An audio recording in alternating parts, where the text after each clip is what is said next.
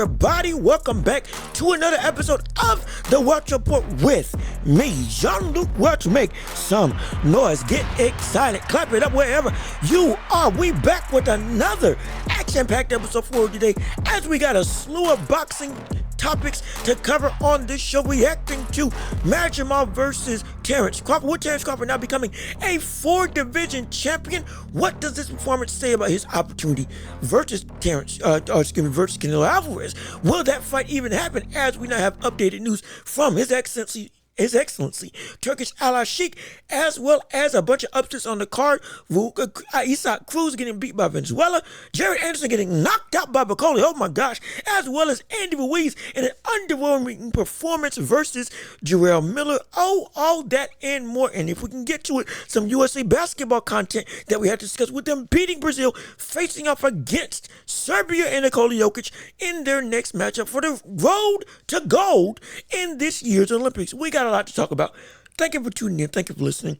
And if you can, please leave a like on the video, comment your thoughts and opinions, subscribe to the channel, and share the show with everybody that you know, so we keep on building up this empire of a community together. We are on the road to nearly 1,500. Thank you all for all your support. We can keep on making this a well-known household show, all thanks to you and your love and support for watching and liking and sharing on every platform, both on here on YouTube and on Apple Podcasts, Google Podcasts, Spotify, you name it, we're there. If not, tell us and we will get there. But again, all that self-promotion aside, we got fights to cover. And so without further ado, it is time to step into the ring, because we're talking about boxing, baby. Oh yes, ring the bell.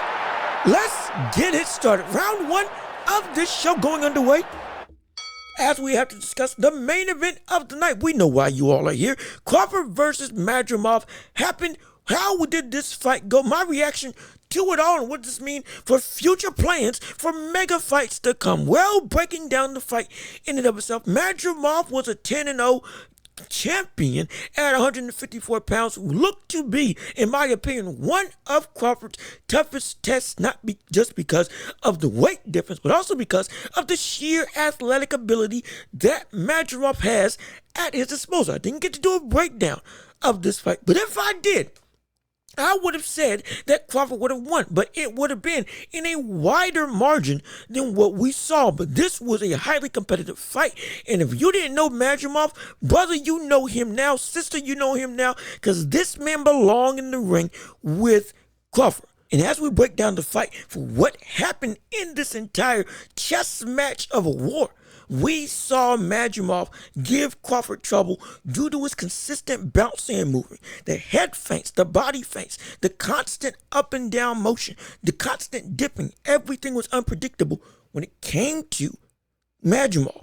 Crawford could not read or time what Madrimov was going to do, and he didn't want to be susceptible to the strength and power of that right hand that is also incredibly fast. It's incredibly quick. Madrimov's hand speed is no joke at all, and if he can get to you, he will be able to get to you with that speed alone, and that's what Crawford had to worry about on top of the power. Crawford immediately switched to southpaw within the first round, just to take away that jab, which is normally used for Madrimov as the stiff arm to land that right hand that he's done so many times on so many opponents, as he did in his last fight to win the WBO title at the last Saudi Arabia event. This is what Madrimov can do as a serious threat, and Crawford had to really work to get out this win. Crawford was able to land straights to the body, land shots to the body as a whole, and was able to start breaking down Madrimov as the fight went on, but it took incredibly long. And it wasn't until later on in the fight that we saw the total upset breakdown really take effect, because once Madrimov stopped bouncing, that's when we saw the biggest success from Terrence Crawford and the ability to finally pull away from this hotly contested affair. Crawford, as the fight was going, could not just open up and go for broke, nor was his normal tactics of taking away and ripping away the attributes that you normally use at your best, making them obsolete. That wasn't working either, because of the unpredictability. So with Crawford not being able to time the jab from being more defensive and more so trying to catch and lulled Madrimov into coming in.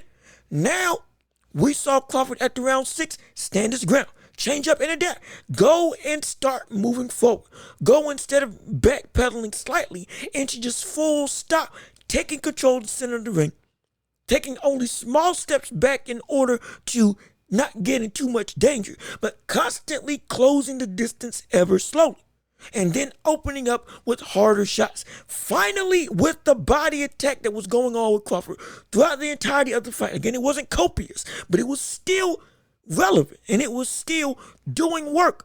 We then saw Madrimov stop bouncing. We then saw Madrimov stop constantly feigning, constantly bouncing and moving and bobbing. That is when we saw the success of Crawford.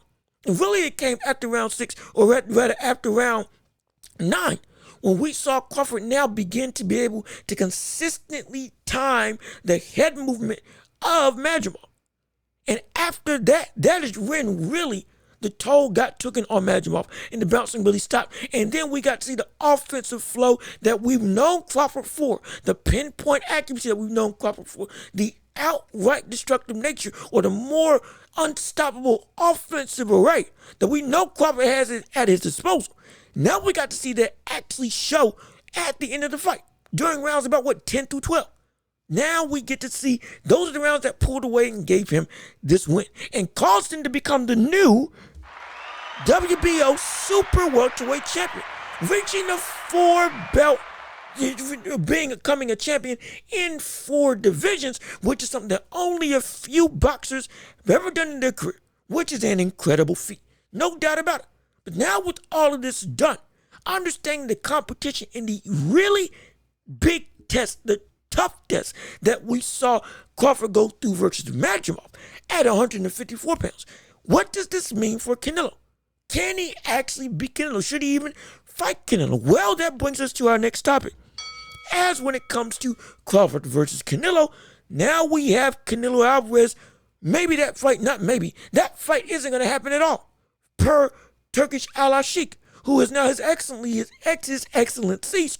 has now said that he's no longer pursuing that fight with Crawford versus Canelo.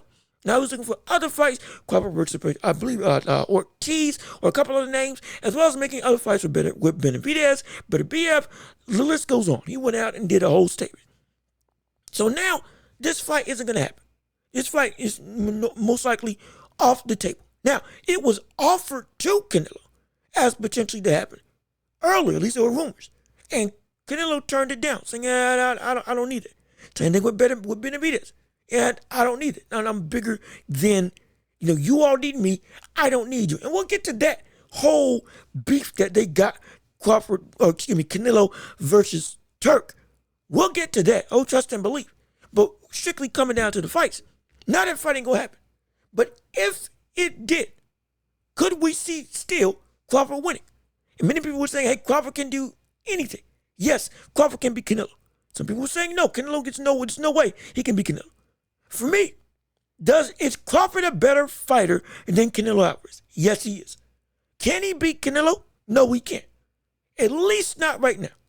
And the reason being is because what we see as Crawford moves up in weight, the speed at the elite level when it comes to the weight classes, the speed is the same. In terms of Crawford's speed, other people, Madrimov had that level of speed. Canelo can have that level of punch speed. Yes, he does. It's not too far off between the two. But physically, they have Crawford beat. Now, when one of your biggest attributes that could have gotten you a big upper hand now is on the same level as other people who are also of or bigger than you in terms of physical attributes, they're at or over your skill level in other aspects as well. Gives me a very tough time to say that you can beat Canelo. Not because you're not a better fighter. Yes, you are. But it's because of the style of fight that it's going to be. We know how Canelo's going to fight. It's going to be attacking the body. Raking the midsection all night long. The body snatcher is what Canelo's going to be. The bullet is a well-renowned hook artist when it comes to breaking down the body. He will be able to take your stamina, take your soul when it comes to draining you. He can absolutely do it. He's done it countless times. The power is also there. The IQ is there. It's not better than Crawford, but it is there. You can say what you want about Canelo. Canelo is a smart fighter. Canelo is an IQ-driven fighter. Yes, he's been beat by other high IQ boxers in their own right. But it's hard for me to say that he's been outboxed before. Once he hit his prime, that he's been outboxed before. Even though his style may seem rudimentary. And that's where the biggest thing comes when it comes to Canelo versus Crawford. With that fight going. With what we saw with this fight with Terrence. This was an incredibly tough match. This was a major struggle. This was a very awkward style that was hard for Crawford to figure out and adapt to. But he still adapted to it. Don't get me wrong. He still adapted to it. That didn't change. But the length of time that it did. If we saw Madrimov become more aggressive, maybe this could have gone in a different direction. Crawford still won it more handedly. But a lot of those rounds were still close affairs. With Canelo, his style of boxing, as opposed to Madrimov's style of boxing, are two completely different things. Canelo is a lot easier to fight against in terms of stylistically. There's not as much unpredictability. It's not as much movement. There's not as much feints that you have to worry about. There's not as much unpredictability that you know is coming your way. There's a lot of IQ. That's not going anywhere. That's absolute. But in terms of what you see, it's not as much that you have to download, process, and be wary of. Something may come from anywhere. It's not like that with Canelo. It's not. Canelo's style is easier to fight against than Madrimov. Yes, it is. Especially when it comes to the new and improved Canelo. While he is at his physical prime, you can argue. When it comes to what he does, it's not literally as nuanced as what he used to do back in the day. It just isn't. He's more of a one-shot heavy puncher, loading up on everything, more so looking for power shots rather than not as much setup as we've seen him do in the past in his boxing career. Not saying he's bad. No, he is a better boxer than he was before. But what he does now is a lot more simplified. That is just a fact of the matter. We can visually see that. That's not me trying to hate on him. That's not me trying to be critical of him. No, that's just what he is. We've seen it. We've talked about this before. He is a brother who throws heavy shots continuously, all the time. He loads up. It's one of the biggest things that makes him so fun to watch. That's why everybody loves him. But at the flip side, like we saw with Bivol, it can be a thing that can be a detriment if you know how to beat it. And with Crawford, he's got the ability to beat it. Let's not get that twisted in any way. Crawford has the ability, the know-how, the knowledge and IQ to be able to beat Canelo. But with Canelo's style, while it may be a lot more simpler than Madrimov, it is the impact of when he does commit to said style, and it is successful, that we are all very much afraid of. Because more than ever, we saw Crawford, even though, yes, we've seen him knocked down before. Yes, we have. These were some of the heaviest punches that we've seen him take. Now, he showed incredible chin. That's no question about it. This brother showed a great chin with some of the shots he was eating from Madrimov and still be able to walk through like it's nothing. Hey, testament to how great Crawford truly is. Now you compare that going from 154 to 168, and that same right hand from Canelo lands on you that landed from Madrimov. We could be looking at a really more dire situation. A very scary situation. For being completely honest, for anybody who's a supporter of Crawford or just a fan of boxing in general. That could be it. What we saw with Amir Khan could be what we see against Crawford. Not because his chin isn't durable, but because with the frequency that we saw Madrimov's right hand land, and with Canelo being a higher IQ, though an easier style to fight, we know that Canelo is as much of a counterpuncher as we know Crawford can be with his infinite ability to adapt to any style. So with that being the case, we see Canelo counter Crawford with the right hand of his own. That could spell some real trouble. And it's not trouble that I can't say for certain that Crawford will be able to overcome strictly because of the size difference. It's not a knock on Crawford. I'm not trying to overhype anybody. I'm saying what's realistic. What we saw versus Madrimov did not give me confidence to say, oh yeah, he can make his way up to 168 and be able to be just as, if not better, than we've ever seen him before when he faces off against Canelo, if that fight ever happened. No, I can't say that. I can't say that at all. The reality of the situation, Crawford struggled against Madrimov. This did not give us confidence to say that Crawford can beat Canelo. With that being said, Crawford versus Madrimov is a completely different fight than Crawford versus Canelo. Madrimov is a harder Rubik's Cube to figure out than Canelo. But Canelo is a more destructive Rubik's Cube if you mess up. So with all that being the case, it is tough for me to say that Crawford can go up to 168 and beat Canelo in outright fashion. I can't say that. I would have to favor Canelo. On top of what we saw with another 154-pounder in Jamal Charlo, one of the Charlo brothers who moved up from 154 to 168 to fight Canelo, and they got gunshot strictly due to the power that Canelo was bringing forth and the speed that they didn't expect Canelo to have when they moved up in divisions. This is a story that we've seen before. While the main character in Terrence Crawford is completely different, is completely better, Charlo doesn't belong in the realm, in the same sentence, nor the same state as Terrence Crawford when it comes to boxing ability. Terrence Crawford will eat him alive if they ever fought against each other. And it could have been that he fought Crawford for the title if he wasn't out the ring for however many years, for whatever the reason may be, and got stripped of his title. But if they ever fought, Crawford would destroy Charlo and knock him out quicker and in more dominant fashion than what we saw with Canelo when he beat him. It wouldn't go 12 with Crawford. It would be over if Crawford fought Charlo. But when it comes to Crawford versus Canelo, that's a new beast entirely. That while his abilities can beat Canelo, it's the body that I don't know can beat him.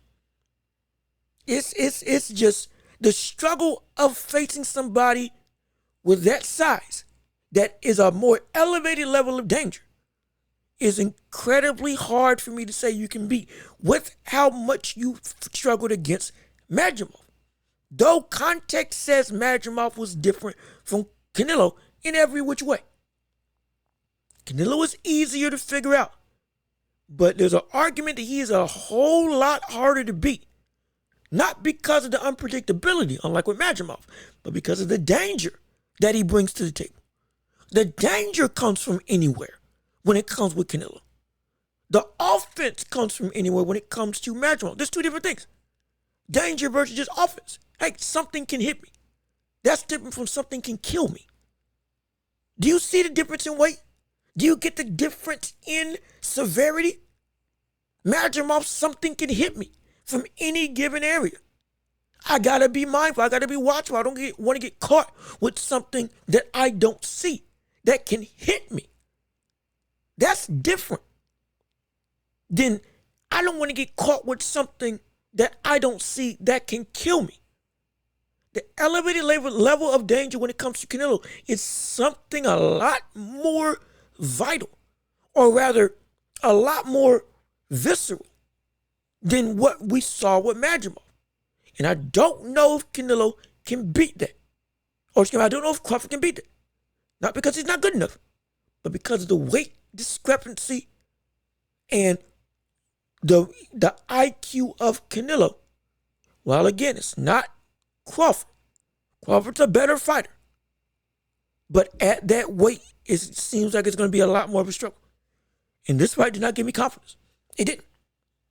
Didn't give me confidence to say that Crawford can beat Canelo. And it's good, in my opinion, that Crawford's not facing Canelo. And I'm glad Turki's moving on to a different fight. Because if anything, the only way that I could have any semblance of confidence to say that Canelo can't beat Crawford would be if we saw Crawford fight again at 154, defend his belt, dominate, and then move up to 160 and fight somebody and still be successful. That's the only way. Because that jump from 154 to 168 is insane. It's crazy. It's incredibly stupid for the logical man. But that's what greats do. They don't fight by logic. They fight by legacy. And if he can accomplish it, hey, that's great. If he doesn't, well, you tested your limit. It's too big for you. Now go back down where we know you are at your best. It's not bad to try to reach for the stars. If you fail, you land on the moon. Hey, and then you can jump again. It's all right. But the premise is still insane. It's insane. It's absolutely insane. This is a high-profile fight. Don't get me wrong. It's an incredibly lucrative affair. I read some report, and you can fact check me, please. Read some report that Turkey was asking or offering over $100 million to Canelo for that fight. Initially, when they were first talking about, can we make this happen? And Canelo said no. Again, fact check me, please. But this is the level of lucrative stakes that fight could be.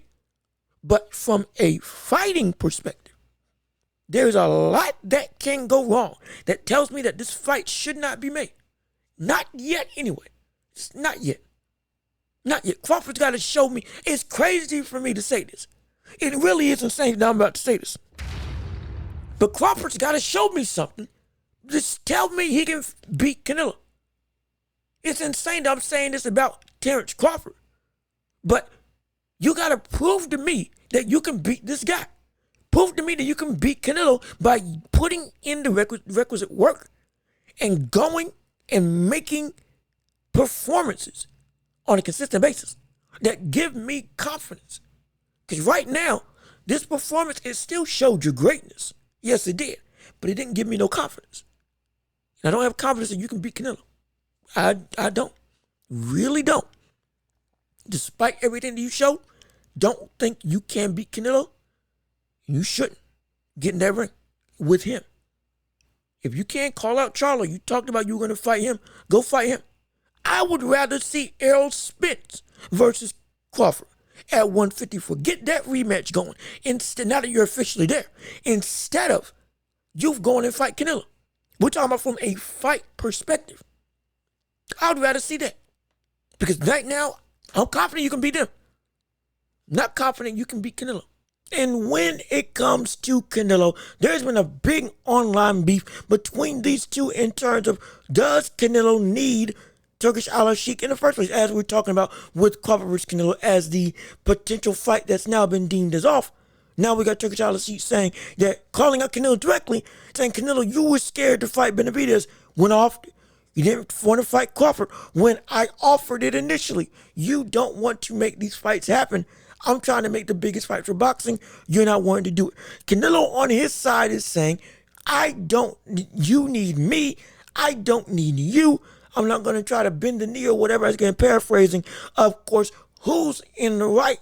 Who's in the wrong? Well, really, there's no right or wrong per se in this situation. But when we look at the claims, we can say both are true. Canelo doesn't need Turkish Alalshikh. No, he doesn't. He doesn't. Canelo is boxing. He is the face of this sport. That is a given. That's understood. There is nothing that he needs to do with anybody because he is Canelo. That's understandable. When it comes to the business side, he is his own business. But when it comes to boxing, Turkish has been the man. Forget it, regardless of what you want to say about anything. He's been the brother that's been actively making these fights that we thought would normally never happen. The fight with Better Be Evan Beevil happened just like that. The Queensberry 5 versus 5, Eddie Hearn versus Frank Warren happened just like that. Usyk versus Fury for the Undisputed Heavyweight Championship, which we thought would never happen. That kept on falling through time after time after time, due in part all because of Tyson Fury. He made it happen. made them an offer literally they could not refuse to get boxing back on track to what it's supposed to be. Big fights that actually deserve said big money, not fights that don't deserve nearly the amount of money that's being asked for and being overpaid, and giving fights their fair due. That's what Turk's been doing. I'm not trying to ride for anybody. I'm not trying to die for anybody. I'm talking about what's just happened. Point blank, period. Spence and Crawford took 5 years to make. Floyd Mayweather and Manny Pacquiao happened 5 years too late. This argument, 10 years too late. We're being completely honest. A bunch of fights that we've been seeing that have happened, that were dream fights, all happened either too late or not at all. Now within the span of a year, we got banger after banger after banger after banger. We were one fight away from Wilder versus AJ, a fight that we have been saying would not happen at all, that we've been clamoring for as boxing fans for a while. If it had to be for Joseph Parker beating Wilder, it would have been Wilder and AJ at the next Saudi Arabian event. That was set in stone. That fighter gets the number one contender for the heavyweight championship. Point blank, period. That's what would have happened. We had never been that close to getting that fight before in about 3 years. We just hadn't. Even when it seemed like it was the only viable option, we still never got it. And we were actually on a track to getting it. Again, better be having people. Sides didn't want to play along. Now, everybody wants to play nice. And we finally get the fights that we need to happen. Happening. This is not me trying to side with somebody or vouch for somebody just because, oh, they got money. Bumped it. I ain't getting paid for this. I ain't getting paid for vouching for him or anybody at that point.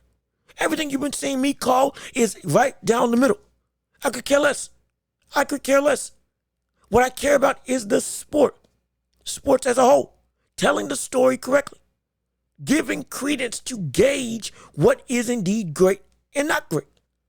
So we have a standard that we can go by. And when it comes to boxing, Turkey has been making waves in the boxing realm to get the sport back to where everybody was saying nobody fights anybody. There's no wars going on. Now we're getting marquee matchups that make sense, that are actually entertaining, that actually are worth money, and legitimately mean something. And with Canelo, you don't need Turkish Alalshikh to make money. No, you don't. You are a business, like I said earlier. But when it comes to legacy, and when it comes to the history of boxing as a whole, he has been the guy, in terms of Turkey, who has been giving you on a platter opportunities to take major fights that would be great for your legacy and boxing as a whole, and you willingly deny them due to, and I quote, Benavidez would balloon up 25 pounds. You said that before Benavidez went to move up to 175. But you fought at 175 twice. One time versus Kovalev, another time versus Bebo. So I'm again, there's been hypocrisy in your own words. There's been hypocrisy in how you've approached boxing from when you were chasing greatness to now when you are great. You're not trying to be great anymore.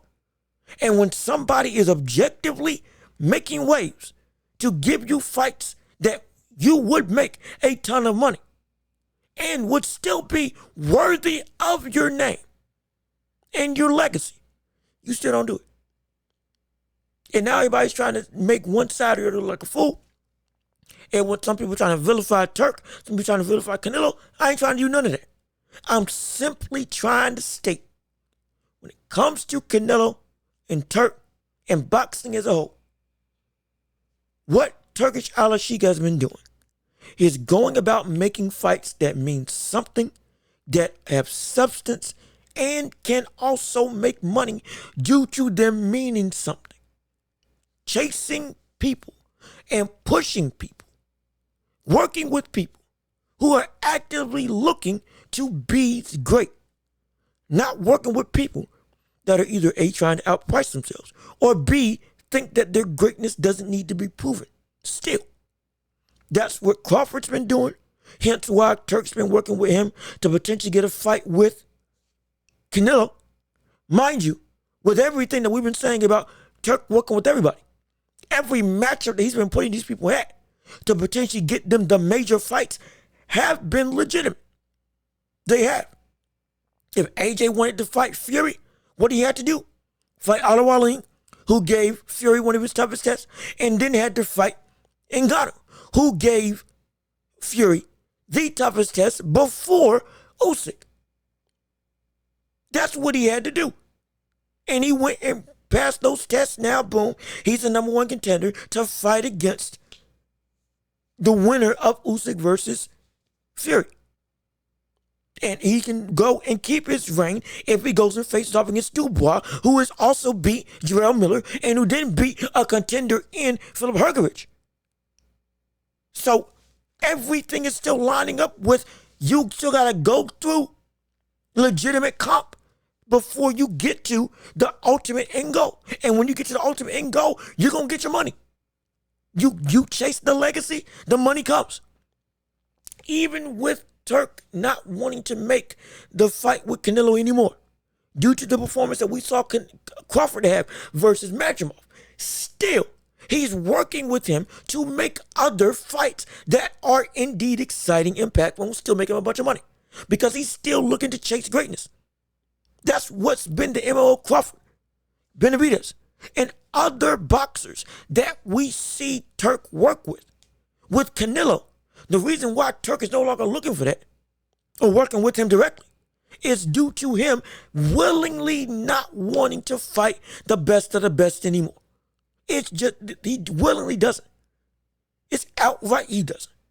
With all the power that Canelo has right now, and from what I understand, Benavidez doesn't have another fight scheduled yet. And for the people that were saying Canelo can do whatever he wants and Benavidez didn't activate his mandatory, well, let's address that whole allegation right now. Number one, activating mandatory is not a thing.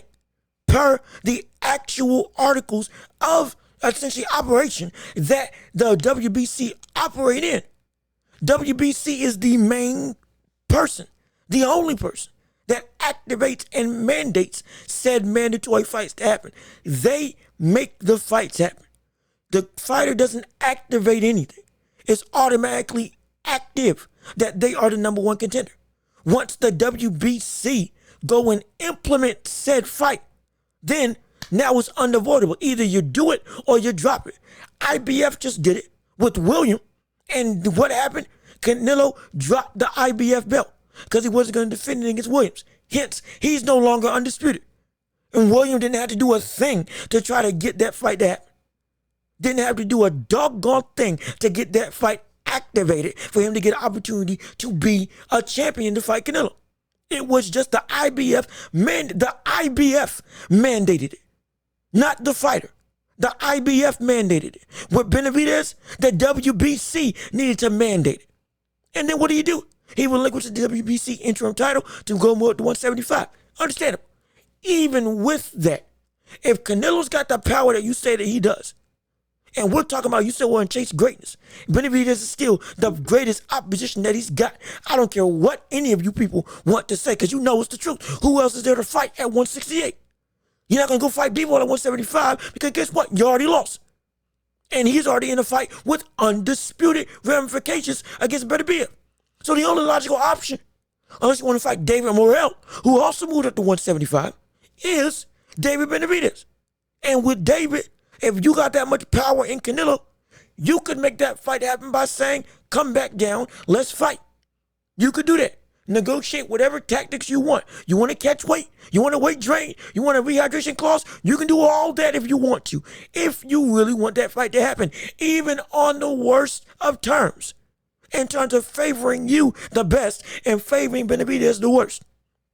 You can do it. But you haven't, have you? You're the one that said you didn't want to fight when you had a $200 million offer on the line. In fact, you're the one that even said you wanted $200 million flat to be able to fight Canelo, which was ridiculous. You're big. You are the biggest name in boxing. But $200 million, Floyd Mayweather couldn't even get that much money. That's ridiculous. in one fight, pricing yourself out. Just like with Andy Ruiz. You could have made this happen. You could have been the guy. You could have worked with Turk to still get a boatload of money and make that fight possible. Even on your terms, which is in your power because of who you are. You still didn't pursue it. That's on you. So when it comes to chasing greatness, that's what Turk is looking for. That's what all boxing fans should be looking for. You want the money? Go down the road that you need to go down. Not just with the padded records, not just with the no names that you beat in spectacular fashion. You go down murderer's row and you earn and keep your respective name. That's it. Now the money comes. Now you can make the dough. Now you can fight whoever you want to fight. But you still got to fight the best of the best if you still want this level of dough. It's plain and simple. But everybody who's a fanboy, everybody who's trying to fight for their man wants to be so up in arms over something that is just an active fact. It's an active fact. You can do this if you want to. But if you don't, we have to call it out like it is. And with Canelo and Turkish Alalshikh has been working with people that want to chase greatness, giving them an opportunity to prove themselves, to continue chasing said greatness. Every time down the road, every fight that we have seen has a story that actually equates to, are you on the cusp of something great, or is this your level and you still got work to do? Ruiz and Jarell Miller trying to get back to some level of contention. Jared Anderson versus Bakole. Is Jared Anderson legit, or is Bakole worthy of being considered an elite contender for the heavyweight championship? Cruz versus Valenzuela. Cruz been the man. First title defense against somebody who has been knocked out or been beat before twice.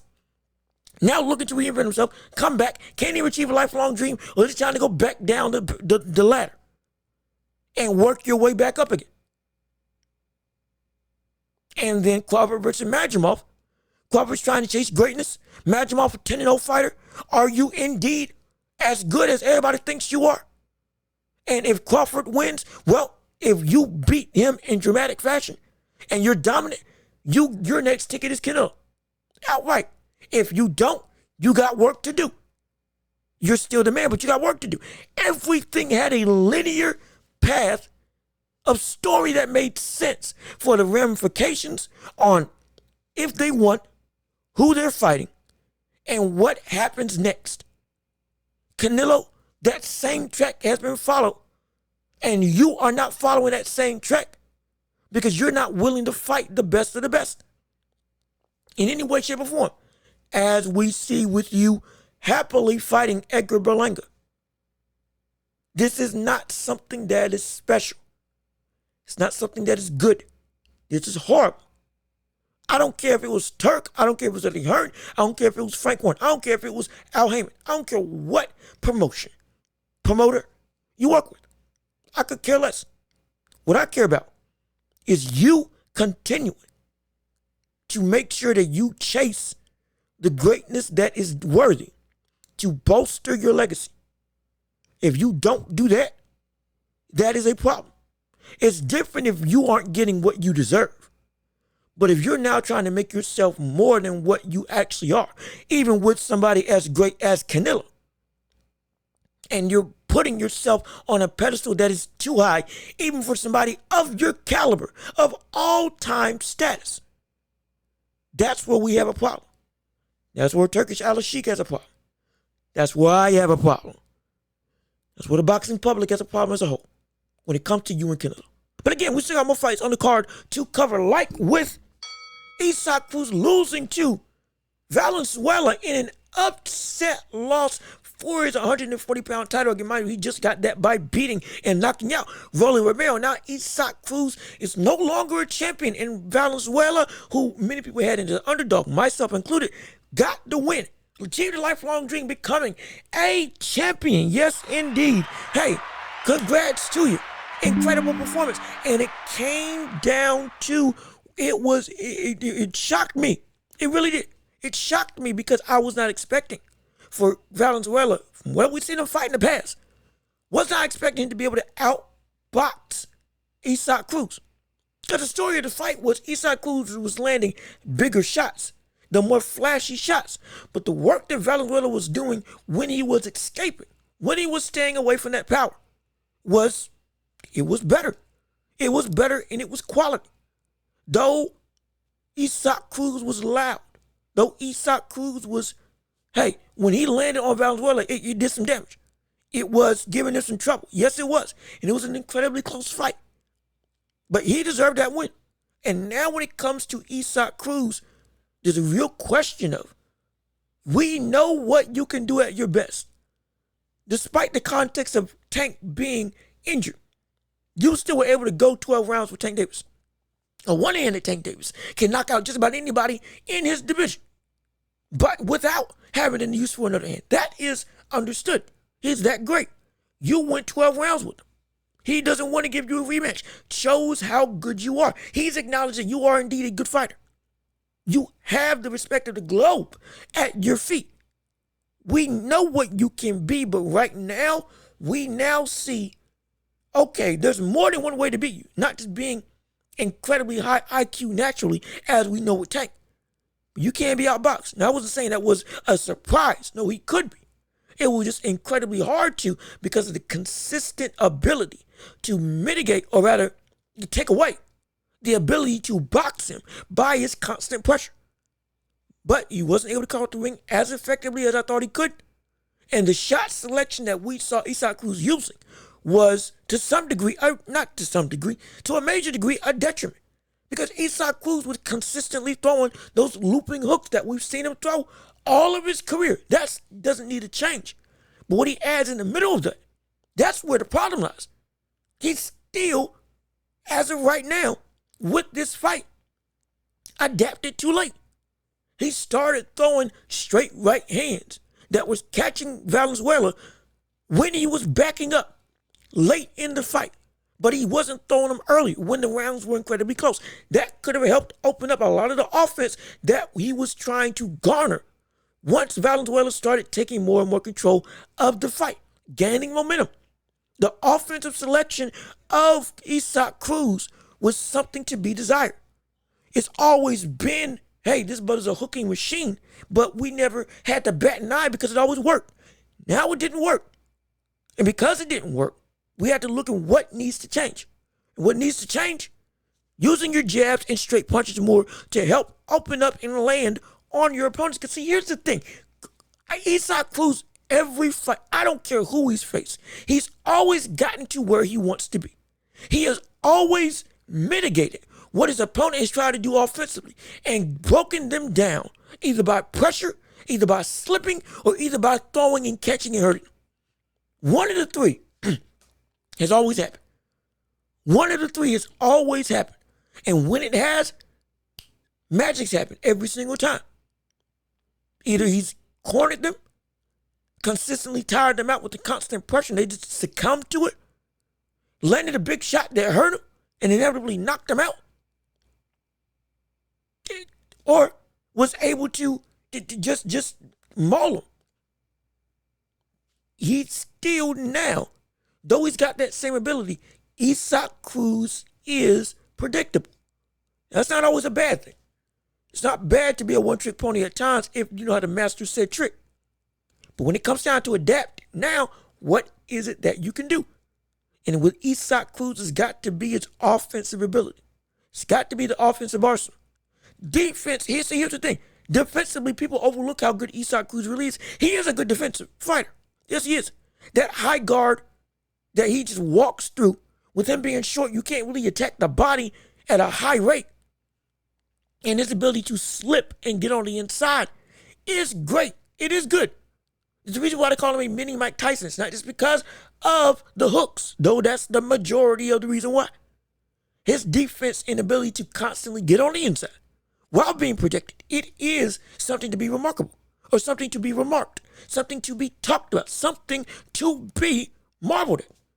Especially when you're at a division where you have such a big discrepancy in size. You need good defense if you want to be able to get where you need to be. That's what Isaac Cruz has. Problem is now we see, okay, it's not just enough to get there.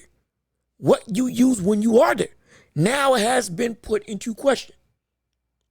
If we don't see Isaac Cruz adapt his punch selection, not saying he needs to change being a hooker. No, never change that. Never change that at all. But what does need to change is the willingness to throw the straight right hand and to use that jab to help open up more offensive arsenals, help open up more offensive openings, help get on the inside even easier. I'm not saying Mike Tyson used the jab flawlessly, and he was a shorter fighter than anybody else in the heavyweight division due to his ability to understand what the jab can do. And with Isaac Cruz, he can do that with the jab over the straight right hand if he trains it. Not saying he's going to get to that level of Mike Tyson, but in terms of now just throwing hooks, you throw it straight right in the mix of that offensive onslaught. Now, every time you throw that right hand, it gets through. With Valenzuela, when you threw that right hand on the escape, punches got through. It knocked his head back. It did some damage. It made him have to think and opened up the shot for another hook. That is what you have if you're Isaac Cruz. But if you don't do that, you're going to hurt yourself in terms of hurting your ability to get back to the mountaintop. Wanted to be a champion, you became a champion, lost it just as quickly as you got it. You can't get it back. You can beat Valenzuela. I've been saying second Valenzuela won that title, I was saying he's going to be a short reign champion. Any elite champion that faces him is going to knock him out. Any elite champion is most likely going to knock him out. Because while he showed great ability, don't get me wrong, but there's a lot of stuff that if Isaac Cruz did one simple change, Valenzuela wouldn't have won, at least in my estimation. And with every other opponent, without the, I'm not going to say the plight, but without the disadvantage of height that Isaac Cruz has in terms of, hey, I got to reach up to you. And I got to rely on hooks as my main weapon of choice. They'll be able to beat you. They will knock him out. And Isaac Cruz can get it, if he gets a rematch, can knock him out exactly the same way. If he goes and makes the requisite changes and throws straights more, stops relying on hooks so heavily that now you become impossible to not predict. It's an Achilles heel as much as it is a strength for Isaac Cruz. And I love to watch him fight, but it's got to change. I want to see him be a champion. I want to see him be successful. But it starts with him. If he doesn't start throwing that straight right more often, doesn't start mixing up and utilizing that jab, even on the inside, just to get more openings, to make his opponents have to worry more about what's coming rather than just hooks, he can be a champion again.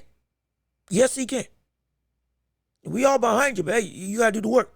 You have to do the work. And also, when it comes to other fights that were upsets, my gosh, Jarell Anderson got absolutely knocked out, cold, destroyed by Martin Bakole.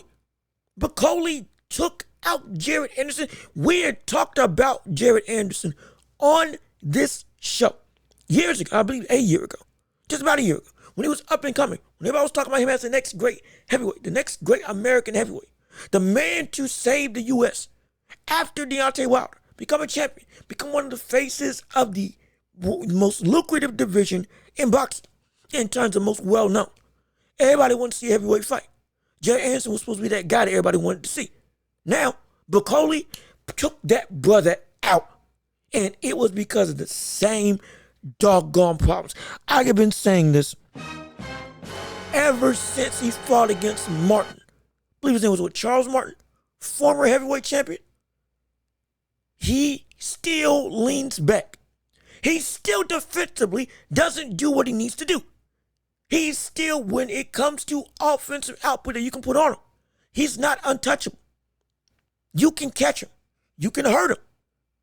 Martin caught him multiple times at the end of the fight, even though Anderson won handedly. He was still getting his head knocked back, reared back every single time Charles landed. Martin was able to expose a big weakness in Jared Anderson, and it's been over a year since that fight, and he still hasn't fixed it. Still hasn't fixed leaning straight back. He still hasn't fixed his ability on the defensive end on the inside. And see, ironically enough, that fight was the best fight of the night. It was. Bakole versus Anderson was the best fight of the night. Action-packed all around. We saw the offensive display that everybody fell in love with when it came to Jared Anderson. And then one fell swoop, pop. Bakole ended that in the first round.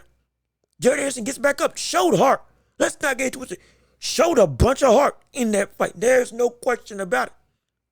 Kept on getting up, but kept on getting caught too. With, ironically enough, phenomenal offense from Bakole, who did exactly what the scouting report should have done when it came to Jared Anderson. Throw uppercuts when you're on the inside, and then throw straights when he backs out, and you'll catch him and you'll hurt him. And he did all that. Bakole, that big brother, good gosh, that man is huge. That man is ginormous when it comes to just size as a whole. But size isn't everything. It's what you do in the ring that maximizes what that size can actually reach in terms of its potential. Bakole, you just said, didn't worry about getting hit in the body, only worried about getting hit in the head. Yes, he didn't have a whole lot of head movement. Yes, he relied on his toughness. But when it came time to delivering and executing the game plan, he did just that. Got Jared Anderson to commit. Threw that right hand, caught him. Threw the uppercut, caught him. Arm punches, similar to Subriel Matias. Just arm shots, no throwing hips, no turning in torque. Just outright uppercuts that just looked like you were fanning away a fly. Catching, hurting, turning the head, twisting the neck of Jared Anderson. All night long. No matter what Jared Anderson tried to do, no matter what offense Anderson tried to combat, no matter how much he tried to throw, the damage that Bakole was able to dish out as well as take was just something that he just couldn't compete with. And it's in part because of his defensive deficiencies when it comes to Jared Anderson. He looks slick. He does all the feints. He does all the changing and blocks and all that stuff. Yes, he does. It looks pretty on the bag. It looks pretty on the pads. I've been saying it's a problem every single time I watch Jared Anderson fight. Every time I watch him fight, it's been the same problem. The brother defensively is going to get caught. He's going to get hurt. And if he faces off against an elite or at least a contending boxer, he's going to get put to sleep. And every time, people were saying, no, that's not going to happen. And also, when it came to, I was calling for him to be tested earlier in his career. Because at that point, at this point, he's 17, 18, and 0. A bunch of knockouts to his name. Time to step it up. I was saying that after Charles Martin. Yet, the fight after Martin didn't do it, did he? No, he didn't. Now, goes and fights against an actual top 10 contender. We see exactly what happened. Got exposed. That's what did. He got exposed. Jared Anderson at 250. What was he? 6'4", 250, 6'3", 250. Versus Bakole, 6'6", 290, pushing 300 almost. It could be. Jared Anderson still could have beat him. He was having great offensive flurries, don't get me wrong. He was having his way offensively when it comes to when he wanted to throw. And when he was committed to putting damage. He did some stuff. Yes, he did. Even when he was hurt. He still gave Bakole some good shots. Bakole just did better. And Bakole's game plan perfectly exposed the issues that Anderson has. And it finally caught up with Anderson. And this is where the real problem lies now. Will Anderson recover? Yeah, he's young. 24, 25, just about. Young, spry. Still got a whole lot of boxing in front of him. But he himself has said he doesn't want to box for a long time. He doesn't want to stay in the sport for a while. He wants to get his money and get out. Well, if you still want to get your money, you got to produce. And do you have the motivation to produce? With you and Roy Jones Jr., we've seen that interview. If you haven't, go look at the interview with Jared Anderson and Roy Jones Jr. Had a phenomenal discussion when they were training for one of their fights together. Roy was talking about how you need to stay motivated. You can't let everything get to you. You got to be able to be centered, essentially. Because Anderson was struggling with the weight of expectation with being the next great American heavyweight, being the next great star in the biggest division of boxing, literally the biggest division in boxing. This is what he's been going through his entire boxing tenure. He's got talent. He's got speed. He's got flash. He's got flair. He's got the look. He's got the size. He's got the ability. In terms of he looks like this brother can take on the world. But it's when you actually face the world that you get really a reality check. And what his reality check is now, you are not there yet. You have not fixed what you need to fix. Do you have the motivation to do it? And I don't know if he does. I don't know if Jarrett Anderson has the motivation to be able to fix these problems, fix these issues, fix his head movement, fix his blocking ability. Stop switching your block every couple of seconds. Commit to something that actually covers you up instead of making you susceptible to everything. Use head movement outside of ducking down and ducking back. You don't need those two as your only escape option. Use your feet since you got good feet. It's allegedly you got good feet. We know your hand speed's great. We now know that your power when it comes to the bigger heavyweights isn't going to be something that can just take anybody out. That 15 knockouts or so that you got in your career, now we see that it's not, I'm not saying you fought a bunch of bums, but I'm saying now when you're going up against people that are looking for titles, it's not going to be good enough. It's not. There's plenty of Bakoles in the top 10 division. There's people way better than Bakole when you get to top 5. And there's people that you can't even see when you get to the top 3. You as a boxer right now have to do a complete overhaul of your defensive abilities and understand to utilize your best weapons in your favor. Stop being so hard-headed and listening to your coaches. Get yourself the skill set necessary to take advantage of everything that you have. Because right now, you don't do that. You aren't doing that. You haven't been doing that for the longest time. It just now caught up with you. If you don't commit to the sport fully, the sport will spit you out. You can't just box with already an escape plan. Though we know we want people to be happy, healthy, get their money, and be able to retire, full faculties in check, accolades, and enough money to take care of your family and your family's family for the rest of your life. No problem there. I have no qualms with it. But to get there, your mindset has to be fully 100%. I'm in this to win this. And right now, over the last couple years, have not seen that from you. We haven't seen that same mentality from you. Jarrett Anderson has not been committed to boxing.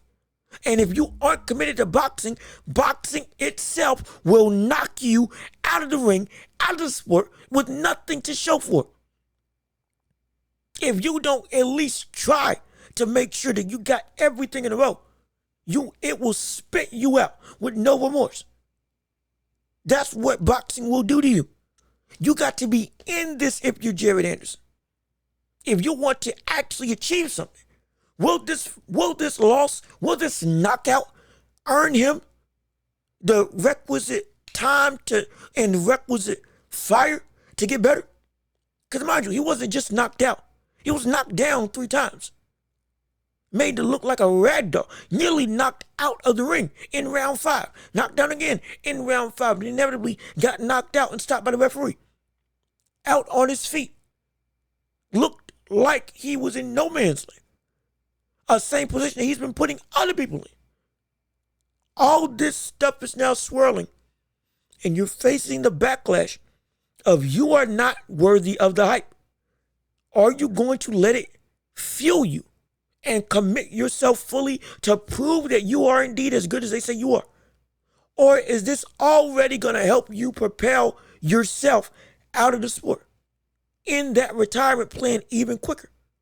Get yourself out of boxing on a faster track than you've already talked about in past interviews, which was at max like 3 years. Will you fight again now? Or have you lost all motivation entirely? These are the questions that we have to ask when it comes to Jared Anderson. This is what we have to look at and question when it comes to what was supposed to be the next great American heavyweight. Next great heavyweight, period. Can he still reach those heights? He's got the ability to. He's got the speed. He's got the athleticism. He's got the fluid punch combinations, adaptable offense. He's got heart. We now know his chin is, I'm not saying it's chinny, but it can be touched and you can knock him out. It's not just world beating, I can eat any shot and keep on trucking. No, it ain't. But you still have the faculties to be able to do some damage in the division. Still make a name for you. Still rise up the ranks and get yourself a title opportunity. But it's up to you at this point whether you will get there or whether you will not. Because if you don't, it's and outside of just getting beat, the kingdom come. If you don't, based on your own lack of work ethic, your own lack of motivation, your own lack of striving to be better, now it's on you.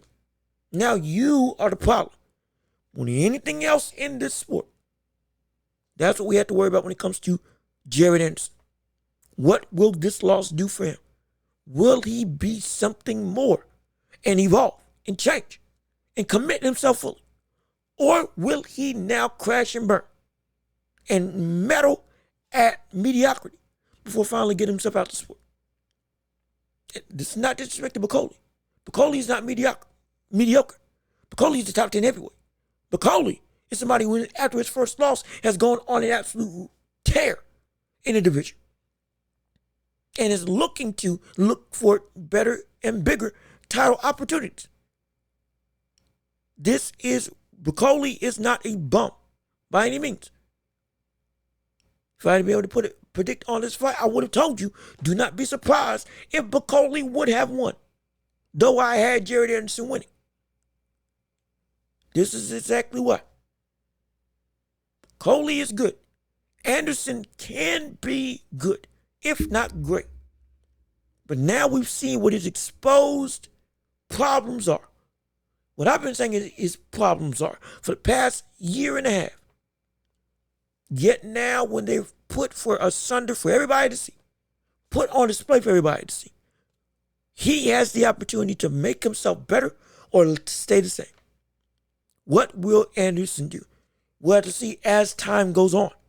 We won't know until his next fight. Hopefully his next fight is soon. Because if he stays out the ring, same problem's going to persist. He needs to get in the ring and be consistent. Get some reps. Not just fight just to get paydays. Now fight to get better. That's what you need to do. And when you do that, now the payday will come. That's when the money will really start raking in for you. It's up to Anderson. Really up to Anderson. And finally, when it comes to the boxing segment of this show, we have to discuss one of the biggest disappointments of this card. Andy Ruiz versus Jarell Miller. And this fight was outright. It was shocking. It was outright shocking.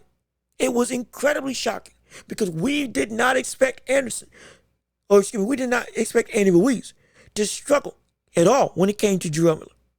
Jarell Miller, as you know, faced off against Daniel Dubois, went to war with Daniel Dubois, lost to Daniel Dubois, got knocked out by Daniel Dubois. However, showed his heart, showed his grit, showed that, the PEDs that he took in steroids didn't just make him tough and formidable. He does have some legitimate talent. Now there's an argument that he shouldn't even be in the sport because of the drugs that he had in his system prior to any of these fights, prior to any of this stuff. The real reason why Andy Ruiz got a shot at Anthony Joshua was because Jarell Miller popped for drugs that got him banned and opened the door for Andy Ruiz to be a last-minute replacement. So this is literally two people who, because of each other, one lost an opportunity, one gained an opportunity. Ruiz got the biggest upset in history due to Miller doping. Now, Miller's fighting Andy Ruiz to show that he can still be one of the top people in the heavyweight division. And Ruiz is fighting to show that he's one of the top people in the heavyweight division after losing a title that was essentially given to him by Jarell Miller, who lost his opportunity to use steroids. Everything is a circle. Everything is a flat circle when it comes to the roundabout way and the storyline between these two. And Andy Ruiz, for all accounts, should not have struggled, but he did. And this was an outright robbery. The fight ended in a draw. Yes, it did. It shouldn't have been a draw. Jarell Miller deserved that win. Jarell Miller deserved this fight. Miller deserved to have his hand raised and to beat the man who got his opportunity. Miller deserved to beat Andy Ruiz. Andy Ruiz did not win this fight at all. Andy Ruiz gassed later on in the fight. Andy Ruiz and his offense did not do enough to stop the consistent onslaught of attacking that we saw Jarell Miller do. Again, Jarell Miller, for everything that we can say about him, has been a workhorse, has been somebody who his main appeal has been his stamina. He can go and throw for 10 rounds, unabated, unmitigated, have no problems having all offense all day, constantly throwing, constantly putting his 320-pound body on you and making you have to carry him for the rest of the fight while constantly throwing short shots that do damage as the fight goes on. He's not going to be a guy that's great technically. He's a guy that will lumber you into submission. That's what Jarell Miller does. Andy Ruiz, his hand speed should have been enough to counter. Throwing uppercuts in that inside range should have been the thing that got him there. Doubling up on your hooks should have been the thing that got him that win. That actually did some damage and actually would have stopped the momentum of Jarell Miller, but he didn't do it. And it's the same problems that we've been saying for Andy Ruiz. Where is your mind when it comes to this sport? Because we see on social media, losing weight, the pad work looks good. When you get in the ring, it's not as impressive. You struggled against Chris Arreola, who you shouldn't have struggled with at all. You struggled against an old Luis Ortiz. Mind you, yes, it wasn't the same Ortiz that faced off against Wilder the first time. It wasn't the same Ortiz that was avoided by the majority of the heavyweight division when he was in his prime. However, still, even with you knocking Ortiz down multiple times, the win was not impressive. The win didn't give us the, oh my gosh, Ruiz is back. It wasn't just an all-encompassing level of dominance. You still were getting caught. You still were getting hurt. You still were getting exposed to some degree. And now, against somebody that can take your punches, constantly come forward, can mitigate, or rather, utilize their weight against you, even though you're a big guy, you're something to the Andy Ruiz, you can't do it either. You lost, plain and simple. And we have to question, what are you now? Because as much as you've been saying, you're coming back, you're going to be better, you're going to be the man. Again, you've gotten yourself back in line. You are not going to waste opportunities. You let yourself go when you admitted you let yourself go when you lost the title back to Anthony Joshua. You let the limelight get the best of you. You let the fame, the fortune, the money, the leisure of being world heavyweight champion. You let that take over your life. You said that yourself. Now you're back and you're better than ever. You said that for 3 fights and you haven't showed it once. You said that with Chris Arreola. You said that with Ortiz. You said that with Jarell Miller. You said that when you were going to fight Deontay Wilder, when that fight was being ruminated as potentially going to happen. Then you priced yourself out because you thought you were above what your actual value was in the boxing landscape, which made no sense. Now you lost out on a payday, lost out on being the man to beat Wilder, especially with the Wilder that we've seen now. My gosh, if you went and you got that opportunity instead, this would have been, everything that you would have wanted in terms of being back in the limelight was right there at your feet, but you priced yourself out. Now, you put on performances like this, your stock is even lower. You are not the same. You're not the same Andy Ruiz that was running amok in the heavyweight division before Anthony Joshua. The no-name with great hand speed, the fat-looking brother who still was incredibly strong and was giving a lot of people a lot of fits. You're not that same guy. The man that could use head movement. You're not that same guy. I'm not saying you were elite in all aspects, but you utilized what you did at its best. Now, you look slow. You look out of shape. Still, you look just all around worse for wear. And you've never been strong. You've never been in terms of, you never looked like an AJ. That's not my problem. You can still be whatever size you are and be at peak physical capabilities. We saw you at a heavier weight earlier in your career, and you were still putting in phenomenal work. I don't understand where the aggression is lying when this should be, you are not, especially with the amount of time that you've been out the ring. 2 years out the ring. You shouldn't be this much regressed in your capabilities. You just shouldn't be. That's preposterous. That's outright preposterous. How is it that you look, quote unquote, better than you did in the past, physically, but you're worse in shape than you were? It makes no sense. In fact, we've talked about it before with other people losing and gaining weight. It's not always the best thing for you. With Andy Ruiz, it's not even about the weight anymore. It's not about how heavy or big you are. It's not about how much you can carry on your body. It's about your discipline at this point. Your discipline as a boxer is what's making you either something to aspire to be great, or is making you fall on your face constantly when it comes to what you are and your legacy. That's what we're looking at when it comes to Andy Ruiz. Ruiz is hurting his own ability, hurting his own chances to even get back in the limelight that he wants to get back to. He is his own worst enemy. If you want to give me the benefit, if you want to give him benefit of the doubt, we'll say that it's because of the 2-year layoff. We'll say it's because of he wasn't in the ring for a long time, over 600 days. We'll say that. And if he comes back, or rather if he waits another year to come back and fight, and then there's no excuse at this point. You don't want to try at this point. You don't want to try to get back your legacy. You don't want it. You don't want it. It's a call like we say, you don't want it. If you did, the layoff wouldn't have been that long. You would have been in better fighting shape. Yes, we know the opponent that Miller is a lumbering brother who will drain your stamina. But even still, you wouldn't look this bad still.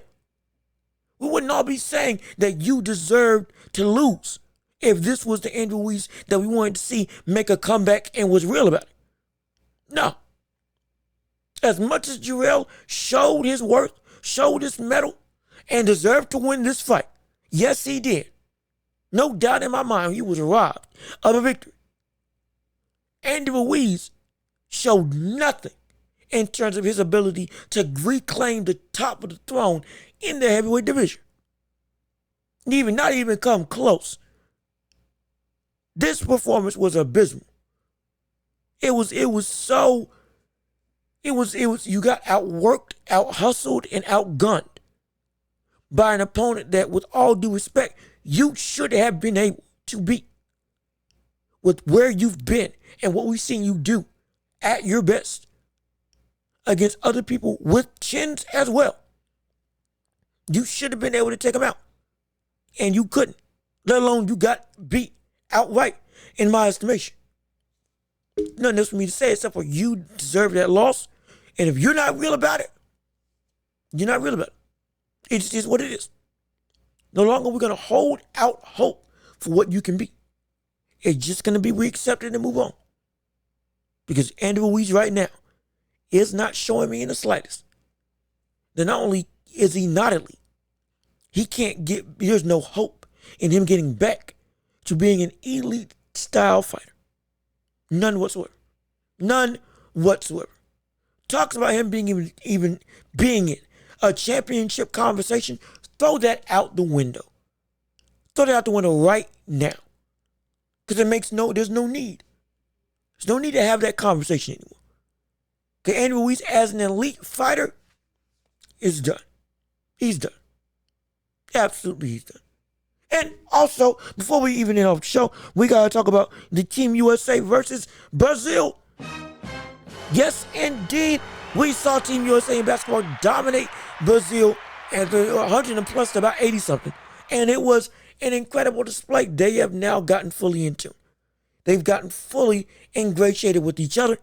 This is a team that's got the look. They got hoopers.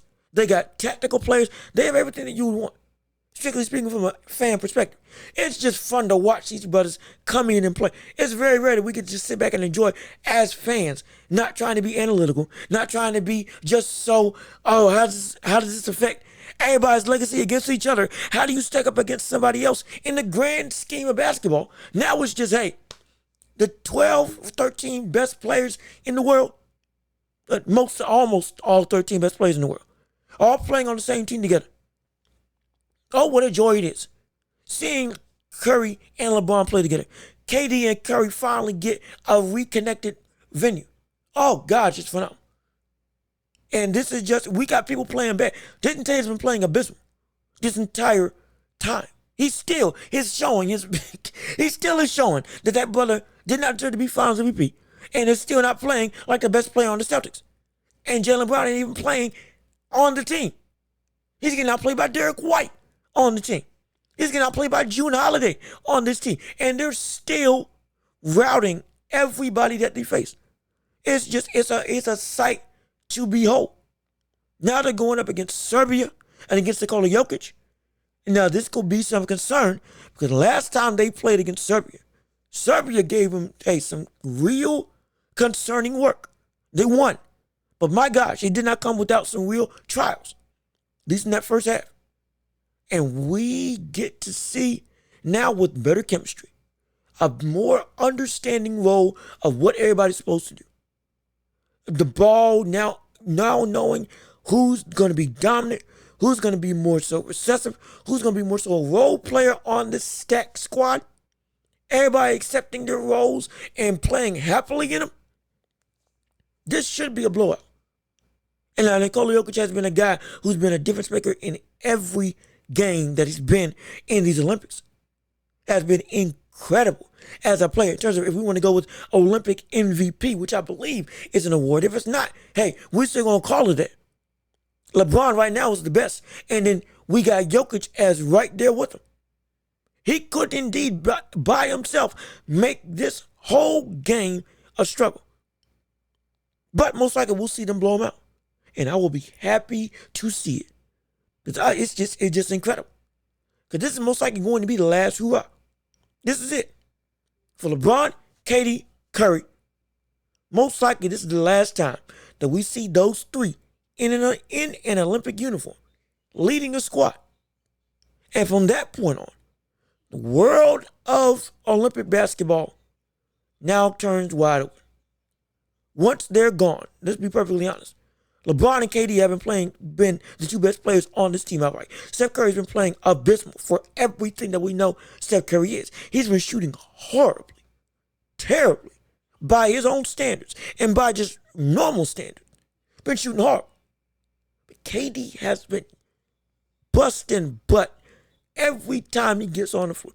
Just past Lisa Leslie for the most points in Team USA history. And past Carmelo for most rebounds in Team USA history. He's been on a tear. And LeBron has been LeBron. It's just, literally, the only thing that stops him is somebody elbowing him in the face like they did against Brazil. But outside of that, we don't. And KD's doing this off the bench. Anthony Edwards has been playing dominantly for Team USA as a young Kobe. Somebody who just wants and to eat everybody's heart. Wants to take your soul. Wants to take everything that you love about basketball and just flip it on his head. In terms of, you can't beat me and you know it. That's what we see with Anthony Edwards. And Anthony's coming off the bench. It's insane to watch for all of these stars. It is so fun. And I can't wait to see what happens as these Olympics keep going forward. But if we want to win gold, biggest competition might be friends with the Twin Towers of Gobert and Wemby. Now we got some legitimate challenges down low, which is where we normally dominate. Yes, we have Anthony Davis, Joel Embiid, and Bam Adebayo. I'm not questioning that. What I am questioning are, you got two of the best rim protecting defensive players in the league. Now, how is that going to fare when we play against them? And we might be more regulated to outside basketball, playing on the perimeter. Not saying we can't do it, but taking away the paint with one of the most versatile 7-footers that we've seen in NBA history, a potential game-breaking player in Wemby. And for everything that we've said about Rudy Gobert, still a legitimate great defensive player in Rudy Gobert. This could be our biggest struggle. But then again, Joel Embiid gave Wemby 70. And everybody's giving Rudy Gobert at least 30 to 35. Every one of the elite players in the NBA. So maybe it's not that big of a struggle as I may think. But still, it's going to be fun to see. Don't get me wrong. But with that being said, this has been another episode of The Welch Report with me, Jean-Luc Welch. Thank you so much for tuning in and listening to the show. Again, clap it up for making it through the entire segment. And please leave a like on the video, comment your thoughts and opinions, subscribe to the channel, and share the show with everybody that you know so we can keep on building up this empire together. I've been Jean-Luc Welch. Y'all have been wonderful. We will see you all next time. Peace and love. We are out of here.